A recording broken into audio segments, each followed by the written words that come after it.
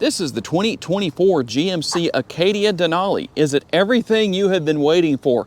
Hey everybody, it's Tom from Vehicle Visionary. I hope you're having a great day. Today I'm at Mike Morgan Buick GMC in Shreveport, Louisiana, and I'm going to give you the details on this fully redesigned Acadia. It'll be my first chance to test drive one, so we'll see what happens.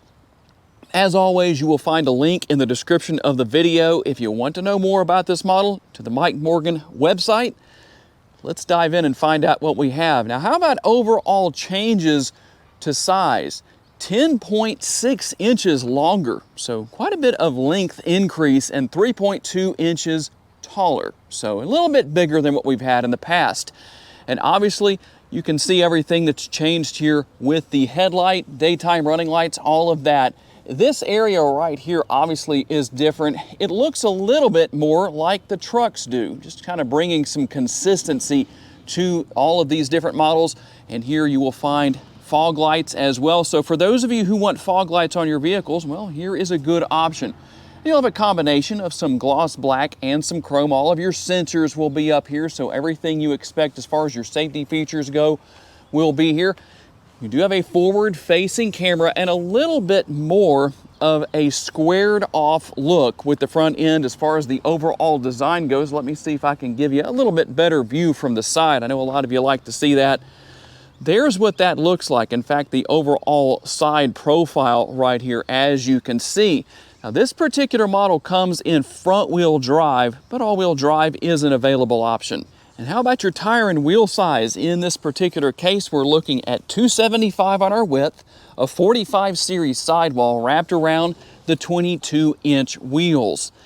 And we'll take a quick look here at the side view mirrors. Turn signal indicators are built in. Sterling metallic is the exterior color, and you will find the body colored mirror caps and plenty of cameras on this Acadia everywhere you look. We'll also find, besides the cameras in the side view mirrors, that right there, power adjustable heated side view mirrors. Your blind spot information system or blind spot indicator is right there. And if you push this button, there's one more feature to talk about. Power folding side view mirrors, something that I know a lot of you are always going to be interested in. Now, one thing that will be a little different is how you use remote start. Let me see if I can dig this remote out of my pocket. There is what the remote looks like for 2024.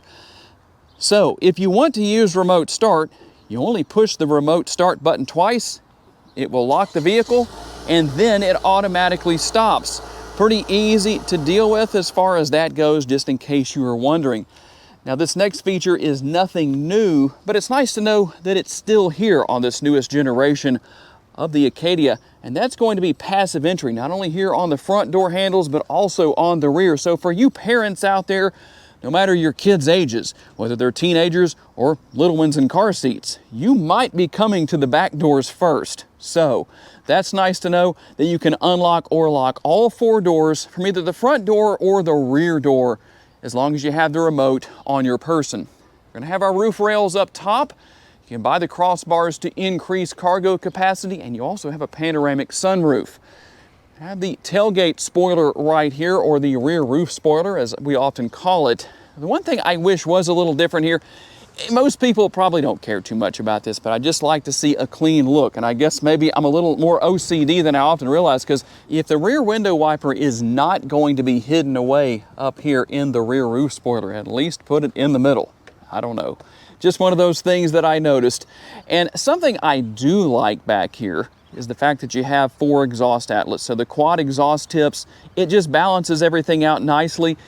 In my opinion, better than seeing just maybe single or dual on one side and nothing on the other. Sometimes we see that on vehicles. Your Acadia logo and obviously the GMC logo back here and the Denali logo very prominently displayed. Under the hood is the singular engine offering as of 2024. Try it out before you judge it. It is a 2.5 liter turbocharged 4-cylinder mated to an 8-speed automatic transmission. So let's see what our MPGs are as we go and look at the window sticker. 20 miles per gallon city, 27 highway, 23 combined, and 4.3 gallons of gas per every 100 miles driven. And if you're curious to know, you have capless fuel fill here, and when you fill up, you have the potential of 21.7 gallons. Max towing capability comes in at 5,000 pounds. And as we open the power tailgate, which can be opened a number of different ways, nothing unusual there, I probably don't need to tell you too much about that, we'll see 23 up to 97.5 cubic feet of cargo capacity. Tie downs on each side, as you can see right here. We're going to have them on the left and the right sides, as well as a 12-volt power outlet. Underneath the floor is more cargo space. This area is removable. That is how you will gain access to your spare tire and the tools to change that tire, so it's good to know that those are there. And nothing out of the ordinary for GMC. We're going to have the seats right here for the rear that are power down and power up. So I'm going to lower those real fast. And one thing that is also normal with these is the fact that to bring them back up, we can do that with the power feature, but you have to hold the button down. That's not unusual. If you let go of those buttons at any point, they're just going to stop where they are. And the difference between the third row and the second row is the fact that you can push these top buttons and lower those seats. Now you'll have to raise those back up manually, just the way it is. Not a big deal. Now, let's take a quick look here at this vantage point of the panoramic sunroof. There is a power shade that can be drawn forward to keep from having too much sun come into the interior. During the warmer times of the year, that front portion will tilt and slide open. And let's talk about what your second and third row passengers are going to find. With the door panel, very nice materials. I like the design here. Everything seems nice and sturdy, should hold up well over time. The armrest is nice and large. I like the fact that it's flat all the way across. We don't have any kind of an angle right here that makes it, well, kind of uncomfortable with someone's hand like that. It's just not as convenient. We also have a large door bin right there. And let's take a look at these middle seats, because there are a couple of different settings. You can see that you can recline the seats back quite a bit, and they do move forward and back to help increase leg space for third row passengers. And how about gaining access to the third row? The button right here on both seats will allow for that to happen. The seat will get up and out of the way. I'm having to push that just a little bit. I don't know if that's normal or not. It shouldn't be, but that's how I had to do it. So let's hop inside real quick and see how we do on leg space and options back here. Now this seat is going to be a lot further back than it can be. Leg space, not too bad. This side of the seats are reclined just a little bit, so I have a good bit of headroom, pretty comfortable in that respect. At 5'10", 6 feet tall, maybe okay back here, but it's just moving these seats forward would definitely help. You'll also find a USB port right here, a cup holder, and an area for, well, whatever anybody wants to put right there. Something I do like here a lot is the roof-mounted air conditioning vents. And why is that important? Say in the Honda Pilot, for example, the air conditioning vents are back here or down here in this area. So the air actually has to travel a little bit further to get to the passengers as opposed to right here. So they're going to stay cooler during the summer, warmer during the winter, and obviously we're going to have the same setup over there on the passenger side. And there is room back here. We do have seating for 3. As you can see, we have 1, 2, and 3 seat belts right there. And if somebody in the middle row forgets to let anyone out of the seats right there, they can push that button and get that out of the way. Easy to hop right out. And last but not least, from this vantage point, a little bit better view of that panoramic sunroof. And we'll move on to what your middle row passengers will find. Now the armrests are pretty comfortable. I do wish that they extended out a little bit further than they do, because my hand's hanging off right there. That just would be nice to be able to have some consistency on that, maybe have them a little bit longer than they are. And there's only one position. You can't really adjust that other than being up or being down. A little low for me personally, but that's going to be something different for basically every person. And we'll find our single zone climate control right here. As far as the rear seat passengers go, there are heated seats for the passengers in the middle. Not something we need right now. I'd also like to see ventilated seats. You can control the fan speed and the temperature back here. And we also have cup holders right there. As far as storage space goes, we've got the rear seat pockets on both seats. Now, They are very comfortable seats, I will say that. Overall, the only thing missing, I think, is just maybe a little bit of a change with the armrests. And how about the sticker price? $62,985. And you'll see why, because there's a lot more features here than what you might think as we work our way into the front seat area. Now, you'll obviously find a larger door bin. There's that additional button to control the power tailgate and everything else you would expect to find here. I gave you a little bit of a look earlier as to what's right here. Controls for all 4 windows, controls for those power side view mirrors, and you also have seat memory. You can also change driving modes right here. You can turn auto stop start off right there. And the power parking brake is here. You do have a power adjustable tilt and telescopically adjustable steering wheel. Very comfortable. There's the control for that functionality. Power seats for the driver and the passenger. Now we're going to do something a little different here today. I'm going to give you a quick look around here with everything turned on. However, we're about to go and get into a darker atmosphere and see if we can give you a better look at everything. But this is how everything looks. You can see the change in the much larger infotainment screen, the air conditioning vents on each side. You still have a control right here for turning the radio on and off and adjusting the volume. So that makes a big difference where that is concerned. There is your wireless charging pad, connectivity right there for USB options. And then we can hide all of that away very easily if we want to. Your cup holders are here. And the center armrest here, which is also the lid for the center console, I think that could stand to be a little bit higher, but you know what? I can adjust my seat and make up for that to a great degree. Now, when you first take a look into the center console, it may look like there's not a lot of space, but the good news is there is a ton of space. Just remove that tray out of the way and you'll be in good shape. And for those who would like to see the upper console, well, you're going to have your sunglass holder right here, and we'll have the controls for the sunroof up here. The power shade is controlled right here, which, by the way, I did bring that forward just so you can see what that looks like. Nothing out of the ordinary. And we also have our rear view camera mirror. If you've never had that before, it does take a little bit of getting used to. You can use the conventional style mirror, but depending on who's sitting in the back seat back there, or maybe you're hauling some cargo, it might obstruct your view. Once you get used to that, I think you'll like it a lot. And by the way, I did forget to mention the fact that we have a couple of USB options and a household power outlet for connectivity for your middle row passengers.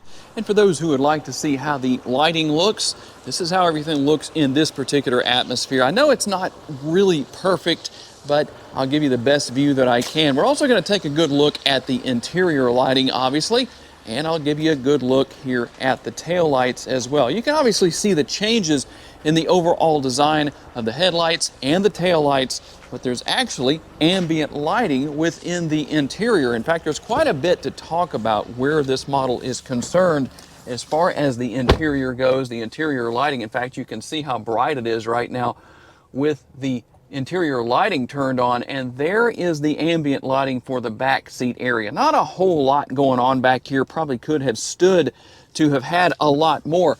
Here is what things look like with the front seat area, and I'll give you a closer look. And here is how the new instrument cluster looks. Very nicely designed, a very modern look.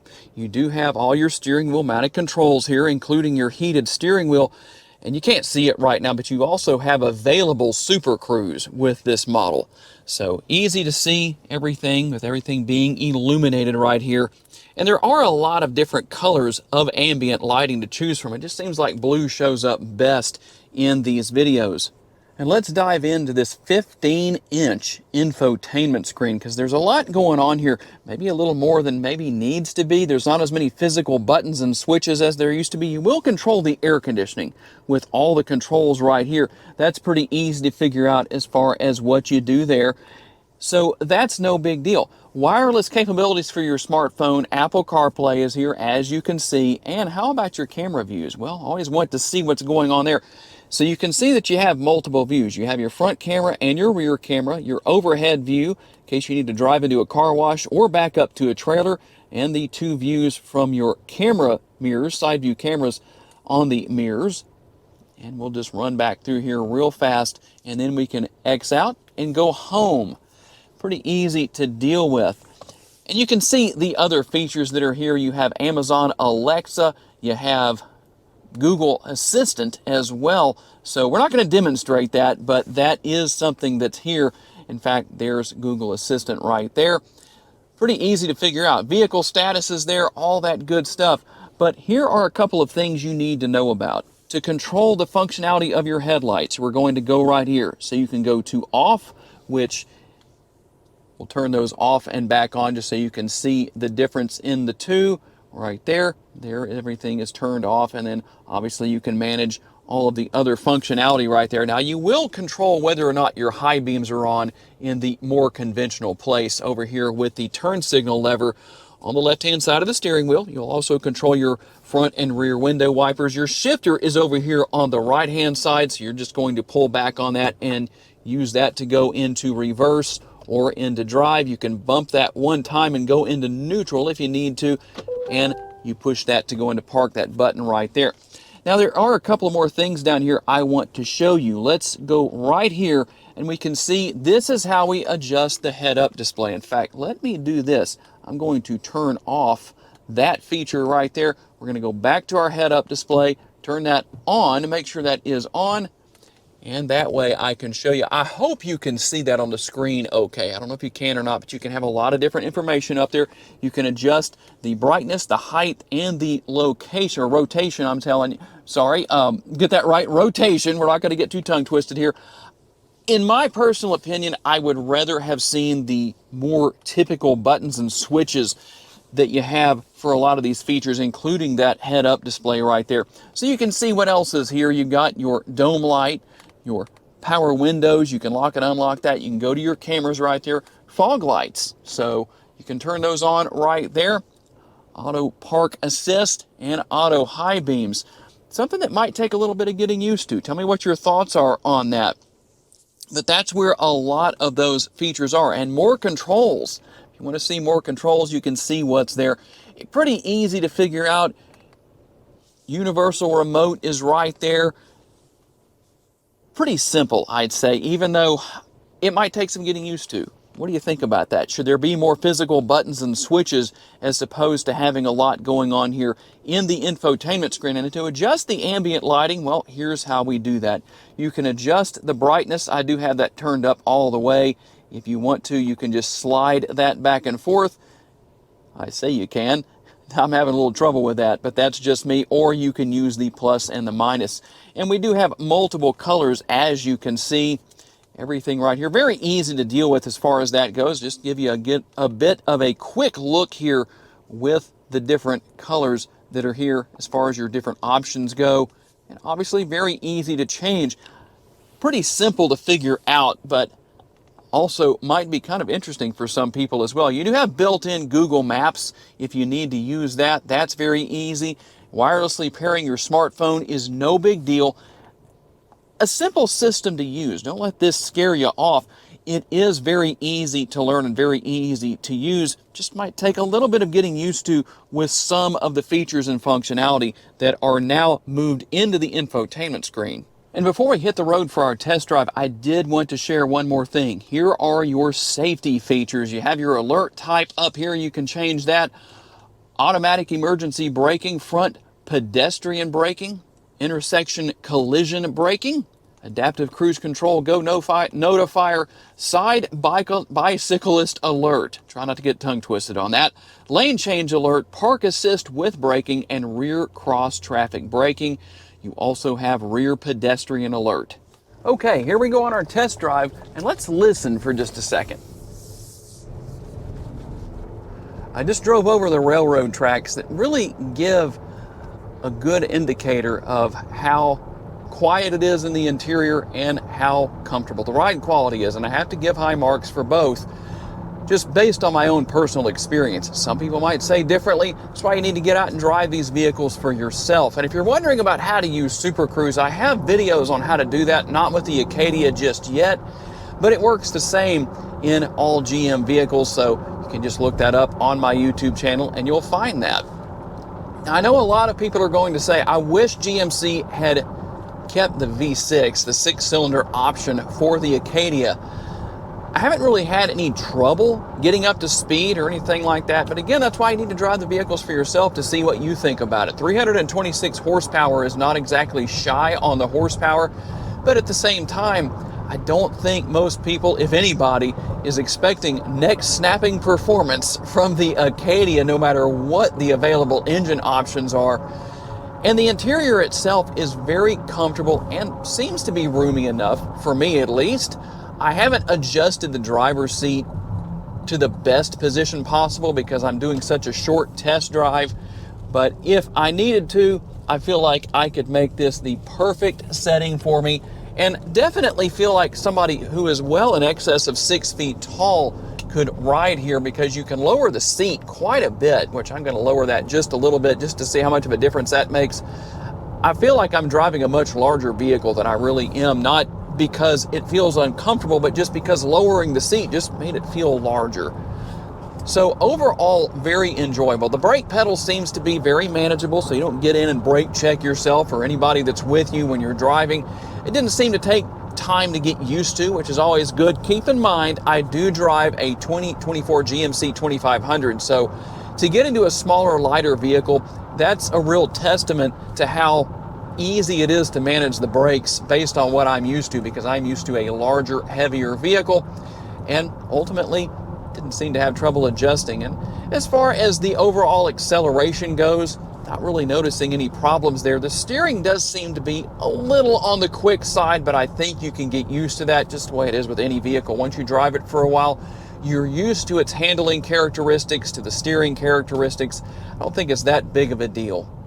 Okay, tell me what you think about the 2024 GMC Acadia Denali. Is it everything you have been waiting for? Tell me what you think down in the comments. Tell me what you think is missing. What should not have changed? Maybe what should be here that is not. I do want to say a special thanks to my friends here at the dealership for loaning me this Acadia for the day, and a special thanks to each and every one of you for being kind enough to give me the opportunity to give you a vision for your next vehicle. If you enjoyed this video, please be sure to hit the like button. That helps me out a lot.